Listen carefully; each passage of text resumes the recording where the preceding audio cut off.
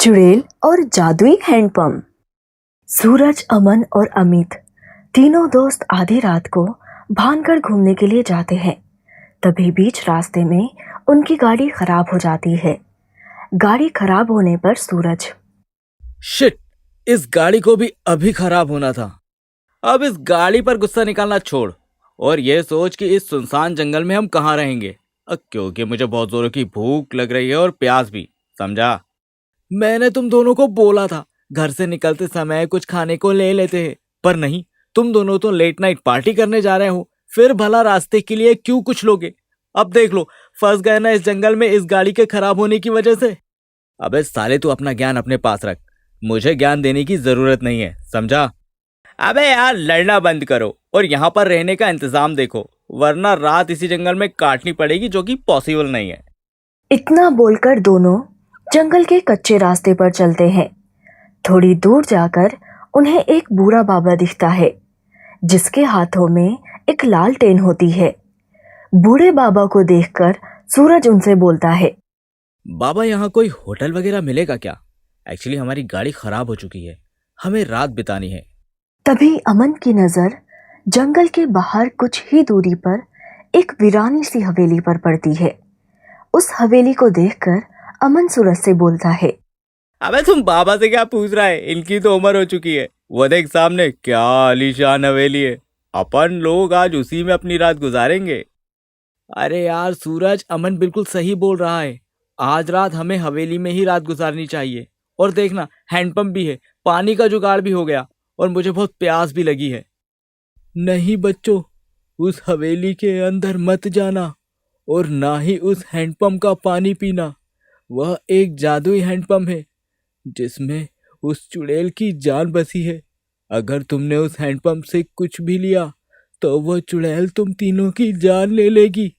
इसलिए तुम्हारी भलाई इसी में है कि तुम तीनों जितनी जल्दी हो सके यहाँ से कहीं दूर चले जाओ। अरे थैंक यू बाबा, हमारी मदद करने के लिए, पर हम किसी की नहीं सुनते, अपने बाप की भी नहीं। चलो दोस्तों। इतना बोलकर वह तीनों हंसते हुए हवेली की ओर चल पड़ते हैं। तीनों हैंडपंप के पास पहुंच जाते हैं। तभी अमन बोलता है, दोस्तों, तुम्हें याद है ना उस बुड्ढे ने क्या कहा था? वो बुड्ढा बोल रहा था कि ये एक जादुई हैंडपंप है। अमन तो बिल्कुल सही बोल रहा है। मुझे तो खैर बहुत तेज भूख लगी है, इसलिए पहली डिमांड में जादुई हैंडपंप के सामने रखूंगा कि हे जादुई हैंडपंप, मुझे बहुत भूख लगी है, मेरे लिए स्वादिष्ट भोजन का प्रबंध किया जाए। अमित के बोलते ही उन तीनों के लिए तरह तरह के पकवान आ जाते हैं। ये देखकर खुद तीनों बहुत हैरान हो जाते हैं। जिसके बाद अमन बोलता है, दोस्तों, जादुई हैंडपंप, क्यों ना इसकी मदद से आज रात हम तीनों इस वीरान हवेली के अंदर पार्टी करें। जादुई हैंडपंप जी, हमारे लिए कुछ शैंपेन का इंतजाम करो। अब तीनों जिस भी चीज की डिमांड करते, जादू हैंडपंप उन्हें दे देता था। जिसके बाद वह तीनों अपना खाना पीना लेकर हवेली के अंदर जाते हैं। तीनों जैसे ही हवेली के अंदर जाते हैं, जोर से हवाएं चलती है और बिजली कड़कने लगती है। कुत्ते बिल्ली की रोने की आवाज सुनाई देने लगती है। वे तीनों काफी डर जाते हैं और जैसे ही अंदर जाते हैं, दरवाजा अपने आप बंद हो जाता है। तीनों के रोंगटे खड़े हो जाते हैं। तभी उन्हें डरावनी हंसी की आवाज सुनाई देती है। वे तीनों जब पीछे मुड़कर देखते हैं तो देखते हैं कि हवा में एक चुड़ैल है। ये देखकर उनके हाथों से खाना और पानी नीचे गिर जाता है और वे तीनों कांपते हुए बोलते हैं, कौन हो तुम? मैं तुम्हारी मौत। हमारी मौत? पर हमने क्या किया? हम तीनों तो यहाँ पहली बार आए हैं, हमें जाने दो, हमने किसी का कुछ नहीं बिगाड़ा, हम तो तुम्हें जानते भी नहीं है। ये मेरा घर है, मेरा इलाका, मैं बरसों से यही हूँ। तुम तीनों ने मेरे जादुई हैंडपंप से डिमांड की, मेरे जादुई हैंडपंप का पानी पिया, उससे खाना भी खा लिया, तो अब तुम तीनों मेरे कर्जदार हो। तुम तीनों को मेरा कर्जा चुकाना ही पड़ेगा। हाँ, हम तुम्हारा कर्ज चुकाने को तैयार हैं, तुम बोलो कितने पैसे चाहिए? मुझे पैसे नहीं, तुम तीनों की जान चाहिए और तुम्हारा खून, ताकि तुम तीनों का खून पीकर मैं और 100 साल जी सकूं। मुझे छोड़ दो।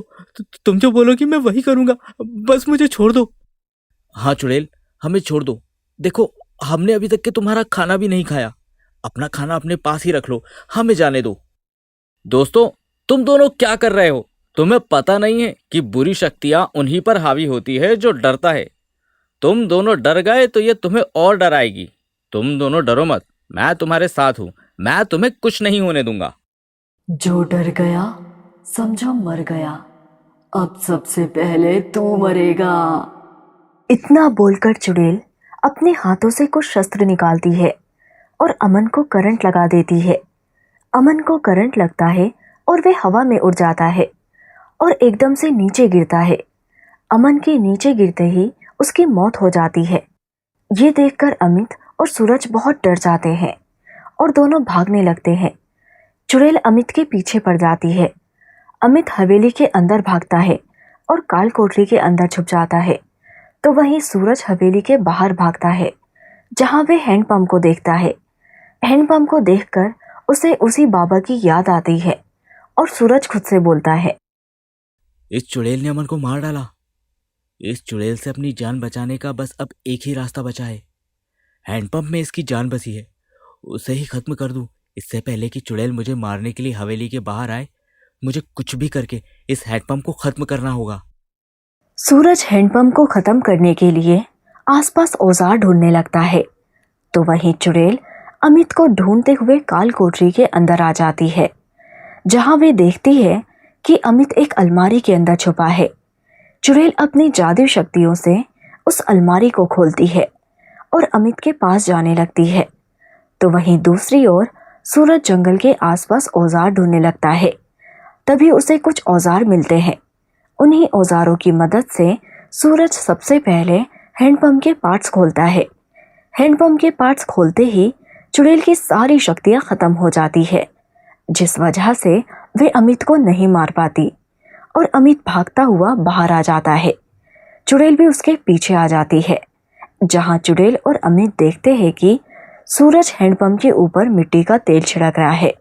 ये देखकर चुड़ैल थोड़ा जोर से चिल्लाती है, नहीं नहीं, मेरे जादुई हैंडपंप को कुछ मत करना, उसमें मेरी जान बसी है।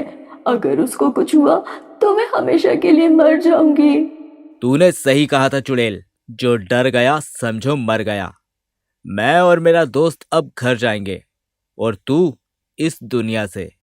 इतना बोलकर सूरज हैंडपंप में आग लगा देता है और हैंडपंप में आग लगने के साथ ही चुड़ैल के शरीर में भी आग लग जाती है और देखते ही देखते कुछ ही सेकंड के अंदर हैंडपंप और चुड़ैल दोनों ब्लास्ट हो जाते हैं। इस तरह से चुड़ैल का खात्मा भी हो जाता है और सूरज अमित के साथ घर आ जाता है, जिसके बाद से वे दोनों कभी भी भूल से उस गांव में नहीं जाते और अपने से बड़ों की बात मानना शुरू कर देते हैं।